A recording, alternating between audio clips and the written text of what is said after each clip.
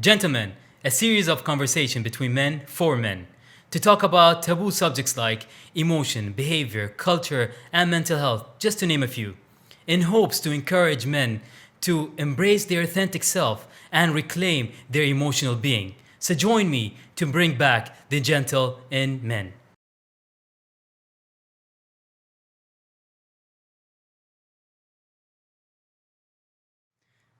Hi, and welcome to another chapter of The Gentleman, chapter 3 with my brother Basam.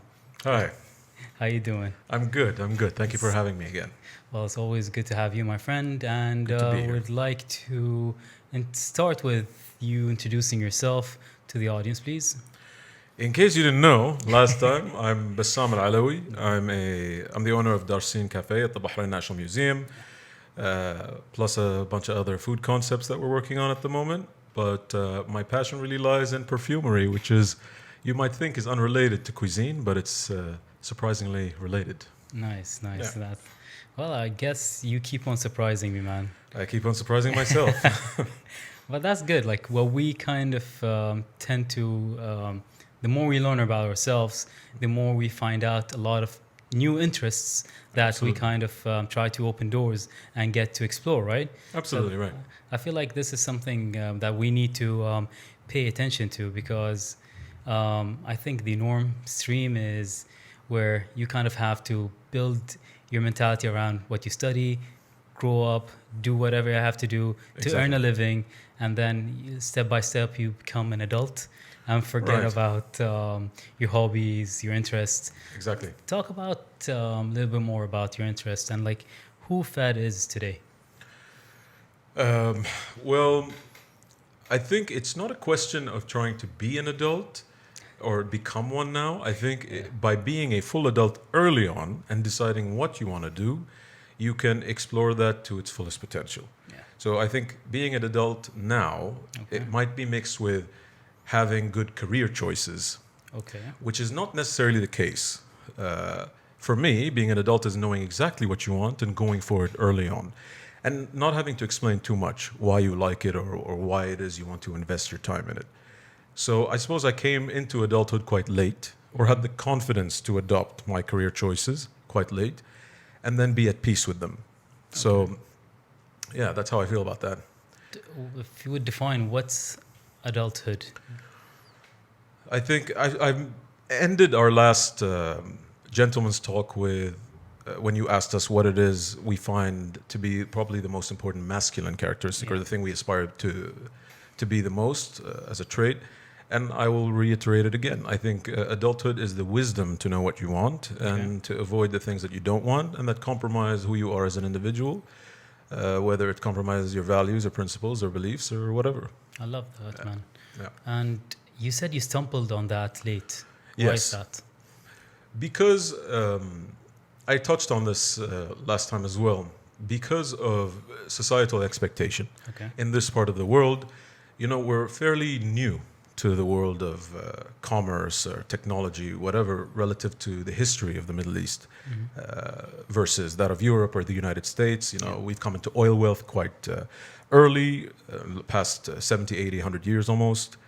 So it means we're slightly behind the curve. Okay. So, but we're catching up quite quickly. So, In the terms of development. in the terms of career development and Okay. choices, so a new society always needs a burst of engineers, a burst of financiers, a burst of doctors, Okay. and you get to a saturation point, and that's where people take a left turn and start doing something differently. So I feel now we've sort of reached that point. So Okay. a lot of people, including myself, have decided to choose careers that are more in line with what we like, which means we excel at it more because we love it more. It's no longer a job. I'm sorry, kind of screwed up your mic there.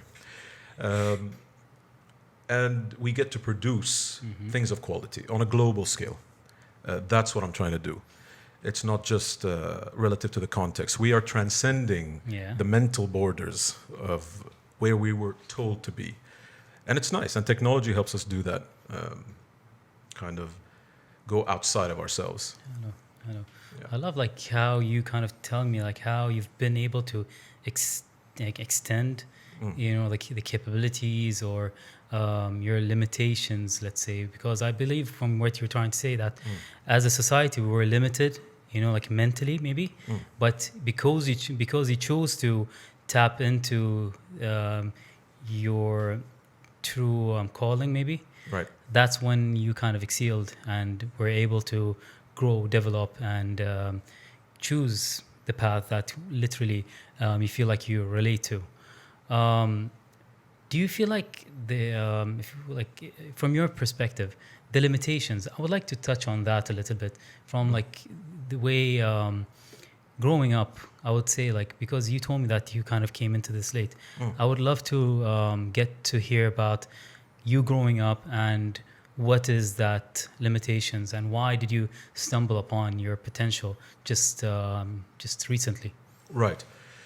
So both my parents are working class individuals, very hardworking. My grandfather, however, was not.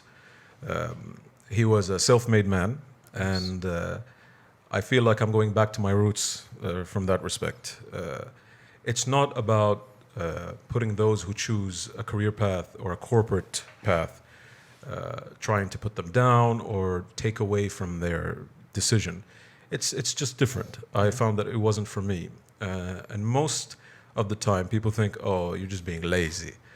Not the case. When you're an entrepreneur, you work double time. The work never stops. Yeah. You're at home, you're thinking, you're working, you're putting notes down. When you're doing the 9 to 5, that's it. Yeah. In some odd cases, sure. Doctors on call, for example, their work never ends as well. Sure. So, what was the question? Limitations? Yes. Like growing up, what was the limitations, or let's say? I think the expectation was the limitation. Okay. Right? Nice. To have people expect a particular thing from you, or see character traits that they think, oh, you are successful, so you need to be successful in this field. They've made that decision for you. It's not theirs to make. Was it from your parents? I think as a whole, generally, and it's not a bad thing that happened to Definitely, me. It wasn't like a traumatic thing or anything. Yeah. They are extremely supportive, even when I don't believe it myself. Yeah. They will fill in the gap and believe it for me, that I can do what it is I want to do. Nice. And I tend to fall into the trap because I'm an entrepreneur, that, I need to make the money as quickly as possible so I can pay the bills, so I can keep doing what I want to do. So just today, I was told by my dad, you need to stop being an asshole about it and stop thinking that way, right? Because I fall into that trap. We all do, especially during the pandemic period. Everybody's going through some form of financial stress. So we are trying to plan and maneuver around all this. So I was told today, على طاولة الغداء, you need to think of it as an artist, the way you like to do things. Okay, you're there to create. Everything else will follow. You need to love what it is you've produced, whether it be food or fragrance, which, if you think about it, is very synesthetic. It's the same thing, the nose and the mouth. And everything else will follow. Believe in that. Be wise about it. Study what you want to do. Think of all the possibilities, but don't try to solve every single problem before it even arises. And cross that bridge when you get to it, which is great because it tells me to chill. Wise words. Yeah, chill and do what it is you can do now with the tools available, and the rest will unfold. You will, and I have been through this before, but I need reminding now and then. Yeah. I just trust the process almost, and it's great. It's freeing. I love that because eventually you, it's like you focus on your like the things or the areas that you have control over. Yes. And with it, like everything stumbles, or let's say falls in place. Yes. Stressing over that we don't have like full control over is just focusing your energy in the wrong places. Absolutely. Whereas it's gonna be draining. There's no productivity, and eventually you're just gonna be in the same spot, not progressing.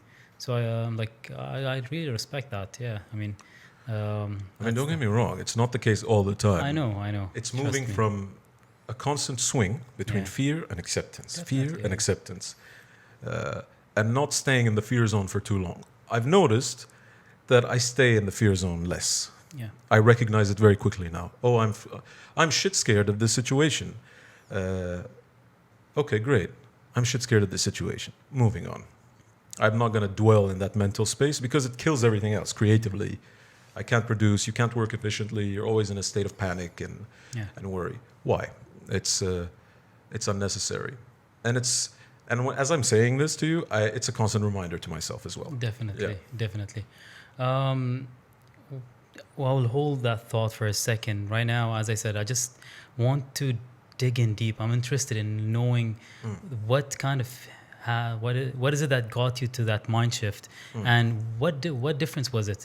Who was Fahad before, and Basam, you mean? Bassam? Okay. We do look alike somehow, although I have a nicer hat. I know. Okay, sorry about that. No worries. Bassam. Anyways, Yeah. so yeah, like I want to know more about who Bassam was, and just to interlink him to, or let's say we want to reflect on who he is today. I think I was in the process of metamorphosis for a lot of my life. Okay. I never liked sameness.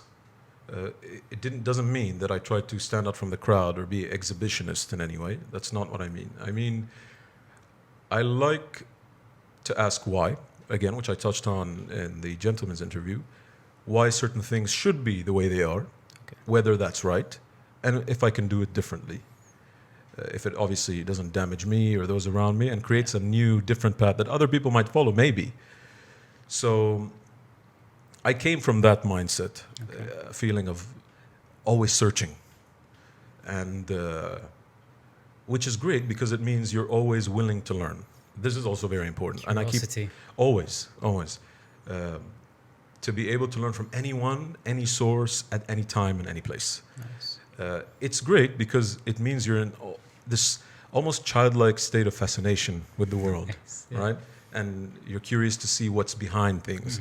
And you question. You don't follow the herd, groupthink, group mentality, which in the age of perhaps social media can be a problem Yeah.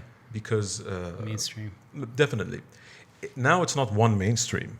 It's 35,200 million mainstreams. Yeah.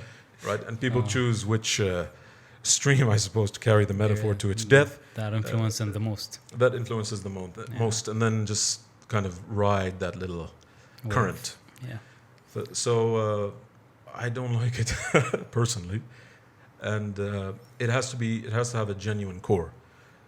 That's how I gauge. That's what I've reached from the stage of metamorphosis, understanding, and now where I am, which is a sense of comfort with who I am at the moment. Okay. And the choices I've made career-wise, even though they might not be monetarily sound at the moment. But like I said earlier, it doesn't matter. It does. Right. What was the turning point, though? Meeting certain people. Because I was in California, which is very hyper liberal, I saw that a lot of people had taken very unconventional paths, right? I was watching this guy the other day. While I was there, there was this ex-banker who decided, you know what, I'm going to make hats, right? Okay. And I thought, wow, that's a dumbass idea, all right? From my context and where I'm coming from, right? I'm from Bahrain. I know how things should be done. You should be in Ernst & Young, or something like that. His name is Nick Fouquet. He has some of the best hats. And he started a small studio. His hats today are procured from all around the world. There are waiting lists of hundreds. He makes most of his hats on his own with people in his studio with felt imported from Scotland. I appreciate that kind of artistry. And again, my grandfather was a craftsman. Yes. He worked with wood. He was a business owner. But my dad would tell me the happiest he was when he would be receiving a shipment of, let's say, ebony wood or something, or teak, and he would watch the grain, he would rub the grain, he would smell the wood when it would be cut. So definitely it's genetic, I suppose, somehow. I do like craftsmanship, and I do like artisanal things. I feel like they last, Yeah. the test of time. And it's nice to leave that as a legacy. Yeah. Nice. I love that, man. Okay. So more or less, After that turning point, you were telling me that you got where you are today. Yeah. But you kind of studied something different, right? Yeah, Yeah. And your parents were, as you said, like working parents. they were. How did they receive that, and what kind of influence they had over you? Right. And how did that impact you and your perspective? Well, making this decision, it was very important for them not to bear the financial burden of my decisions. That would just be selfish, right? Hey, I want to be a clown, or hey, I want to, start a shoe factory. Great. Can you do that on your own? You have the Yeah. capabilities, you Exactly. have the drive and all that. And that's what I mean by the wisdom behind it. It's Yeah. not just, I want to do this. Yeah, you Yes. got to think about it and plan for it. If you're genuinely serious, you Yeah. will do that. Not just deciding rationally, like, It's not like irrational, I mean. exactly. It's not a whim. You don't make these decisions overnight. Sometimes you do, but most of the time it'll be bubbling in your mind behind, while, yeah. below the surface for months, years, whatever. So it's not that big of a surprise. Before we shift into that, did you do a complete shift, or like did you start working in a, like did you have In a corporate different- environment? Yeah. I did. I worked in a Okay. corporate environment for 3 years. I hated it. Okay. I hated it because, see, corporations, banks, companies, at the end of the day, the point of them existing is to make a profit. You are not there to be yourself. Okay? It's not like, rarely, sure, in more open companies or companies with a more casual policy, sure. But in the Middle East, like I said, we are still young in the financial sector, right? We're still growing. So it's very profit centric. There's no room to be yourself, and it shouldn't be the space where you be yourself, right? It's a corporate environment. Yeah. I recognize that. Doesn't mean I declare it evil. It's not for me. It's not for you. Yeah. Exactly. Yeah. It's there for a purpose. It does what it needs Yeah. to do. I just don't want to be part of that purpose. Nice. Yeah. Right? So worked there for 3 years. I did a stint as a project manager and sourcing manager with this pretty world famous event designer, who I shall not name, and got to travel a little bit and source and speak to people internationally, and it was great because of the nature of the job. I spoke to a lot of artisans, people who with glass factories who've had them in the family for years, right? But have moved it forward, have transformed what they do, what their ancestors did. Nice. So I found that very inspiring. And I've always cooked. I have not had a formal culinary education, Okay. but I didn't think I needed one, to be honest. I've been cooking all my life. Yeah. Yeah. All my uncles cook. There are 8 of them, and they're all great cooks. That is rare. At least one of them needs to have shit cooking, but they're all pretty good. All right? What a competitive family. Very competitive. Yeah, well, you should see us at our. It's like a Michelin star thing. Oh, this chicken needs salt. No, you should have done this. Oh, where's that toasted sesame? It's really, that's the reality of it. In fact, one of my uncles is part of this French Association for Tasters, International Food Tasters. Yeah. So I it's don't great. want him to be like You should eat at a restaurant with him. He orders everything on the menu, and criticizing the whole. well, he loves it usually. He chooses the restaurant very carefully. So I went into an opportunity arose in a cultural center, which is the Bahrain National Museum. At the time, when the opportunity arose, I was like, this is again a turning point. And the feeling behind it is that feeling you get when you're riding a roller coaster and you're about to drop. Yeah. It's this buzzing in your stomach, like, shit, I don't know what's gonna go down. Like, I'm in Busch Gardens, this is great, but what do I do? And I know that is a signal for me to make a decision. Yeah. I'm at a fork in the road. So I made the leap and took over a kitchen with no kitchen running experience. But I do believe in being an autodidact, teaching oneself things. I always have, ever since I was a kid. And we have a couple of family members who are like that. So I devoured books about it, took a bunch of courses, asked a lot of my friends. I could not have done a lot of what I've done without people in Bahrain, in the culinary industry, who are very generous. Alhamdulillah. And alhamdulillah. And for a small country, it's rare, because it should be you would think it's competitive and cutthroat and let's kill everybody and throw them to the bottom of the sea where the hamur live. But that's not the case. And again, doing that and loving plants, loving mixing, matching, making, which I've done again since I was a kid. A friend of mine was like, I have an opportunity for you to learn perfumery with a great teacher. Would you like to do it? I was like, I felt that buzzing feeling again. It's a gut feeling. Made sure that everything was great for about 3 months where I was at and took the leap. And that was 2 years ago. Okay.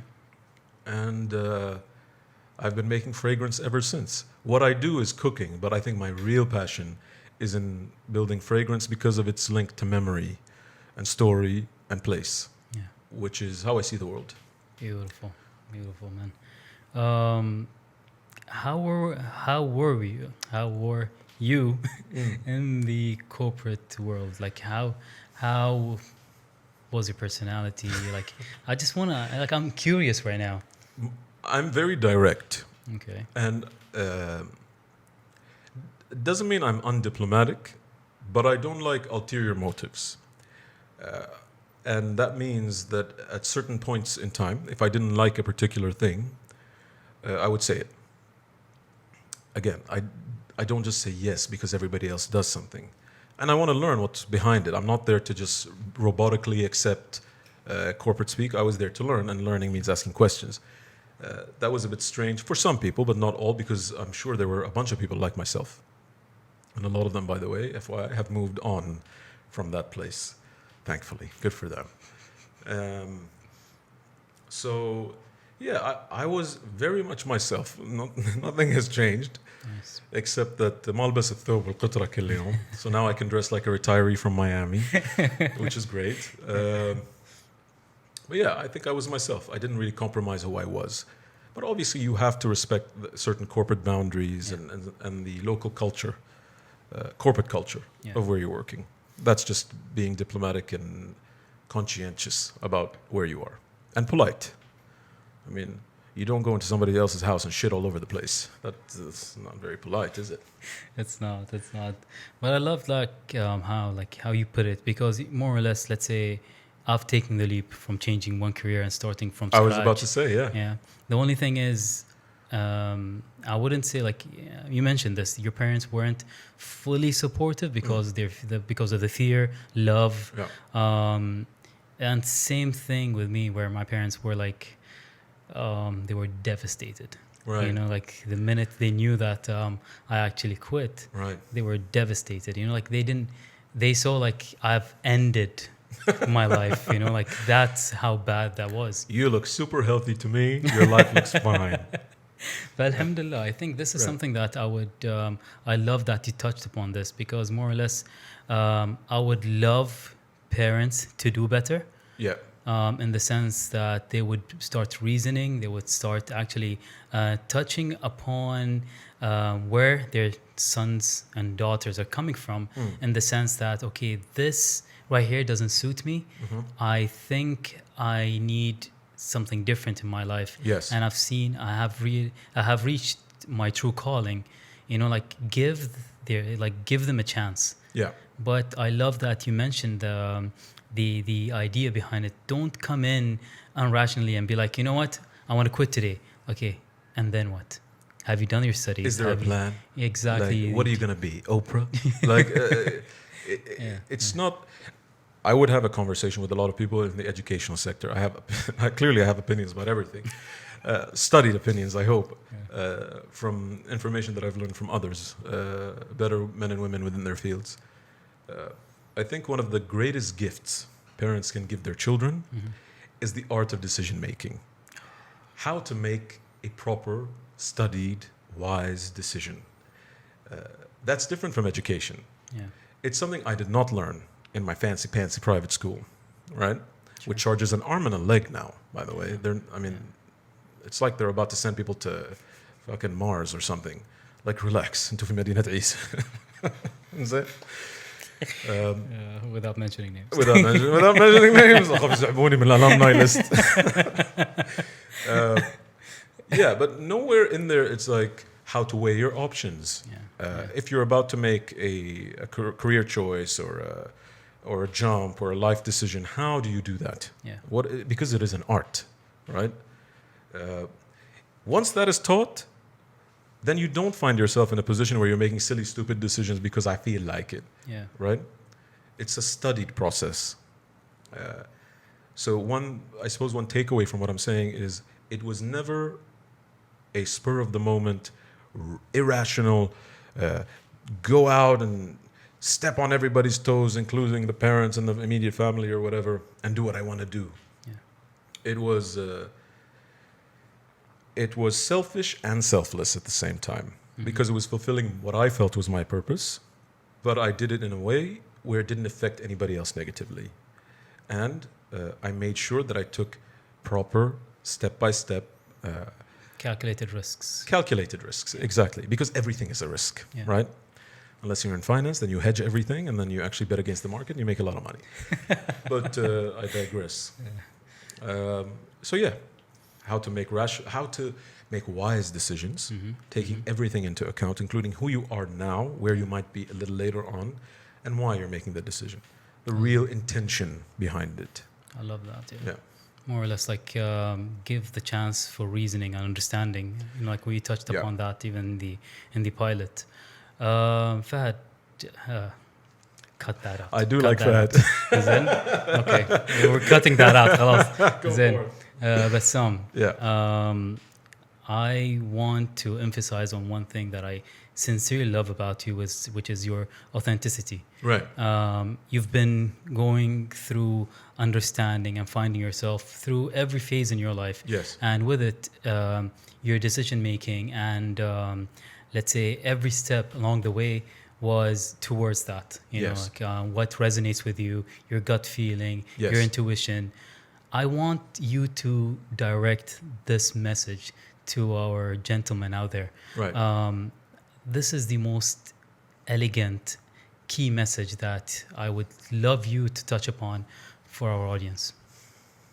I think, should I look into the camera? Make it personal. Make it personal, exactly.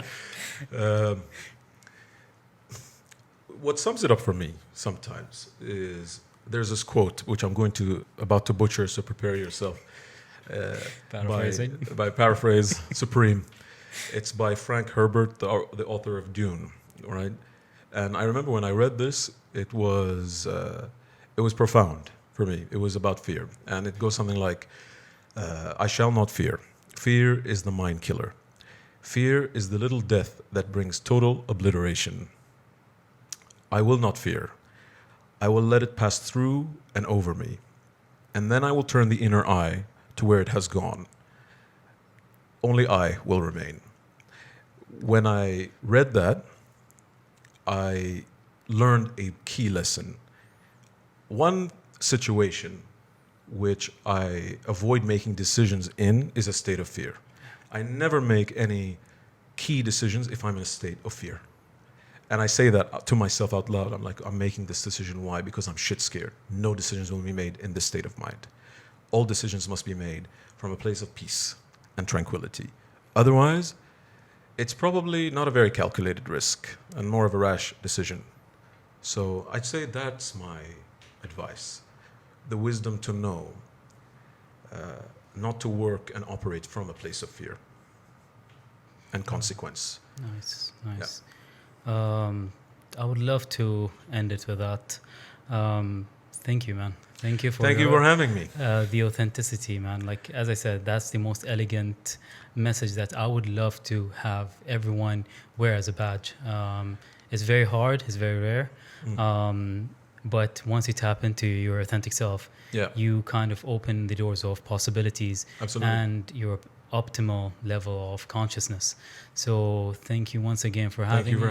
It was for great being with us. And just a little bit of where could they find more about you, about the perfumery? I'm currently working on my brand, which is called Oath Studios. I'm running it like a studio. Okay. And I'm hoping to create beautiful fragrances, hopefully that will drop by December or January. So stay cool and stay fragrant. Nice. Yeah. Basically, you mentioned about Dorcine. So Yeah, you better bring yourselves to my cafe, okay? We don't want to close down. We're one of the only cafes left now in a cultural center in the National Museum. And shout out to the Temkeen guys, I was very skeptical about them, but they did come through in the end. And we managed to stay afloat through the pandemic and do really creative things. So we took the time to incubate and come up with cool ideas and not stay in the kind of, again, the fear zone. We rode the wave. Inshallah, we can come through. Everything is interlinked with that, huh? Always. Beautiful, beautiful. Alhamdulillah. Thank you once again. Thank you for having me. And thank you for bringing the gentle back in men. Thank you.